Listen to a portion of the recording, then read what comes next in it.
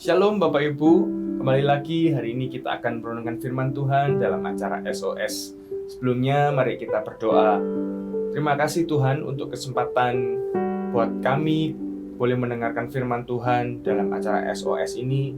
Kiranya Tuhan memberkati setiap kami yang mendengar, agar apa yang kami dengar kami boleh melakukan dan kami boleh menghasilkan buah-buah yang lebat buat kemuliaan nama Tuhan. Terima kasih. Dalam nama Tuhan Yesus kami berdoa mengucap syukur. Haleluya, amin. Hari ini kita akan merenungkan firman Tuhan tentang sukses menurut firman Tuhan.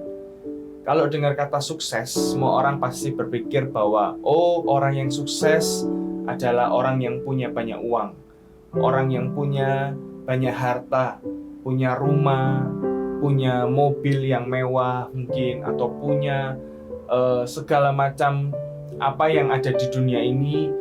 Itu kita anggap orang yang sukses. Atau juga orang yang sukses seringkali kita anggap dengan orang yang terkenal. Di mana-mana, kalau kita pergi ke satu tempat atau ke tempat yang lain, kita kenal sama orang itu. Orang itu terkenal. Kita anggap orang itu sukses. Itu hal-hal yang saya sebutkan tadi adalah kesuksesan menurut dunia, kesuksesan menurut pandangan manusia. Hari ini kita akan merenungkan 3 poin bagaimana sukses menurut pandangan firman Tuhan. Tadi hal-hal yang saya katakan adalah pandangan sukses menurut manusia, pandangan sukses menurut dunia. Tapi hari ini kita akan belajar bagaimana sukses menurut firman Tuhan. Yang pertama ada di Amsal 13 ayat yang keempat yang saya mau bacakan untuk kita semua. Dikatakan bahwa Amsal 13 ayat keempat dikatakan, hati si pemalas penuh keinginan, tetapi sia-sia, sedangkan hati orang rajin diberi kelimpahan. Poin yang pertama yang kita perlu belajar adalah kita harus rajin. Kalau kita rajin, dikatakan di Amsal 13 ayat keempat, orang yang rajin diberi kelimpahan. Mungkin kita sering dengar dengan kata-kata, kita mau hidup muda, foya-foya, tua kaya raya, dan nanti mati masuk surga. Mungkin kita sering dengar dengan perkataan itu. Tapi dikatakan di ayat Amsal 13 ayat keempat, kalau kita rajin, kita akan jadi kelimpahan. Kita sering kali dianalogikan dengan semut, ya Bapak Ibu, bahwa semut itu adalah hewan yang dikatakan hewan yang rajin.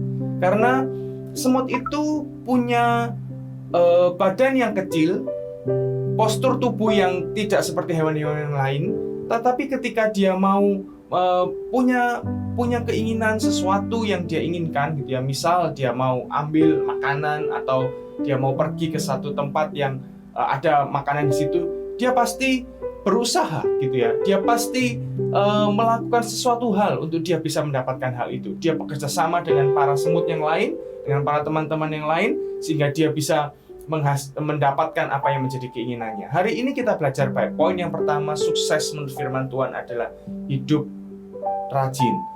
Mungkin banyak orang hari ini pikir, aku sudah bekerja kok, aku sudah melakukan pekerjaanku, aku sudah melakukan apa yang menjadi kewajibanku. Tapi hari ini kalau kita mau mengkoreksi diri, apakah yang sudah kita lakukan itu sudah maksimal, atau yang kita lakukan itu hanya asal-asalan aja, menurut pokoknya sudah dilakukan, benar atau salah kita nggak tahu, gitu ya. Tapi hari ini poin yang pertama yang kita mau belajar adalah poin harus hidup dalam rajin.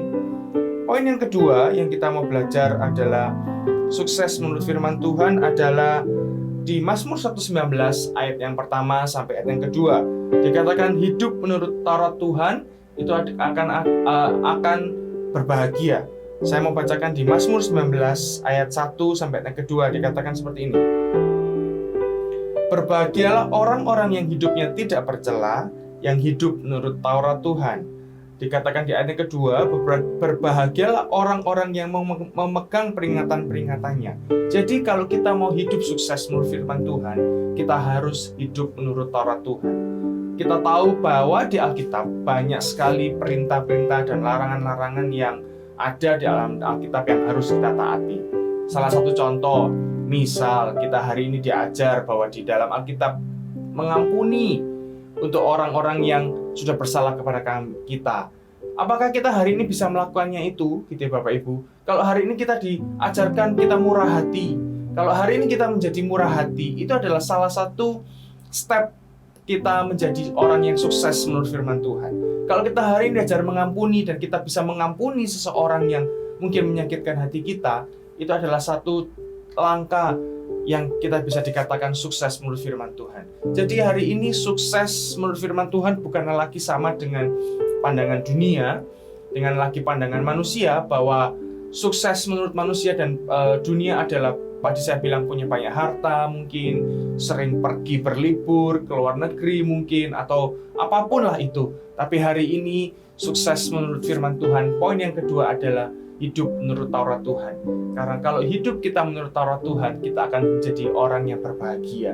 Poin yang ketiga, poin yang terakhir, ketika kita mau hidup sukses menurut firman Tuhan adalah di Matius 25 ayat 35 sampai 36. Saya akan bacakan. Matius 25 ayat 35 sampai 36 dikatakan, sebab ketika aku lapar, kamu memberi aku makan. Ketika aku haus, kamu memberi aku minum. Ketika aku seorang asing, kamu memberi aku tumpangan. Ketika aku telanjang, kamu memberi aku pakaian. Ketika aku sakit, kamu melawat aku. Ketika aku di dalam penjara, kamu mengunjungi aku. Jadi poin yang ketiga adalah poin yang terakhir yang kita mau belajar sukses menurut firman Tuhan adalah bukan seberapa banyak kita mempunyai, tapi seberapa banyak kita memberi untuk orang lain. Dikatakan ketika lapar kita memberi, ketika kita haus kita memberi minum. Jadi poin yang ketiga sukses menurut firman Tuhan adalah bukan seberapa banyak harta, uang, ataupun apapun yang kita bisa kumpulkan, tapi seberapa banyak yang kita bisa beri untuk orang. Kalau pandangan dunia, kita sukses adalah seberapa banyak kita bisa mengumpulkan uang, seberapa banyak kita bisa kumpulkan aset. Tapi pandangan firman Tuhan adalah bukan seberapa banyak yang untuk diri kita, tapi seberapa banyak yang kita bisa kasih untuk orang, seberapa banyak yang kita bisa untuk bantu orang, seberapa banyak yang kita bisa berikan untuk orang yang kesusahan, untuk kita menolong. Dan di Filipi 1 ayat yang 22a dikatakan, Filipi 1 ayat ke-22a dikatakan gitu, tetapi jika aku harus hidup di dunia ini, itu berarti bagiku bekerja memberi buah. Ketika kita menolong orang, ketika kita memberi bantuan kepada orang, kita akan menghasilkan buah-buah dari hidup kita. Kita akan menghasilkan buah-buah kemuliaan untuk Tuhan. Jadi hari ini Bapak Ibu, kita belajar 3 poin yang kita mau terapkan dalam kehidupan kita. Bukan lagi sukses banyak uang, bukan lagi sukses punya banyak harta, bukan lagi sukses menjadi orang yang terkenal, tapi sukses menurut firman Tuhan adalah ketika poin yang pertama, kita bekerja dengan yang rajin. Poin yang kedua adalah hidup menurut Taurat Tuhan, karena orang yang hidup menurut Taurat Tuhan adalah orang yang berbahagia. Dan poin yang ketiga yang terakhir, hidup sukses menurut firman Tuhan adalah bukan lagi berapa banyak yang kita bisa kumpulkan untuk diri kita, tetapi seberapa banyak kita bisa beri untuk orang, berapa banyak kita bisa membantu untuk orang. Saya percaya semua orang pasti ingin sukses, dan pada akhirnya nanti hidup kita ini bukan lagi manusia yang menilai, bukan lagi dunia ini yang menilai, bukan lagi teman-teman kita yang menilai, tapi pada akhirnya nanti hidup kita ini akan Tuhan yang menilai.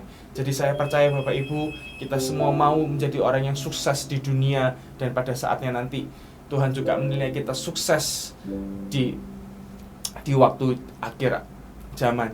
Dan hari ini saya percaya Bapak Ibu, kita akan berusaha untuk menjadi orang yang sukses di dalam menurut firman Tuhan. Amin. Mari kita akan berdoa dan akan mengakhiri acara SOS ini. Terima kasih Tuhan, kami sudah mendengarkan firman Tuhan, bagaimana kita menjadi orang-orang yang sukses menurut firman Tuhan.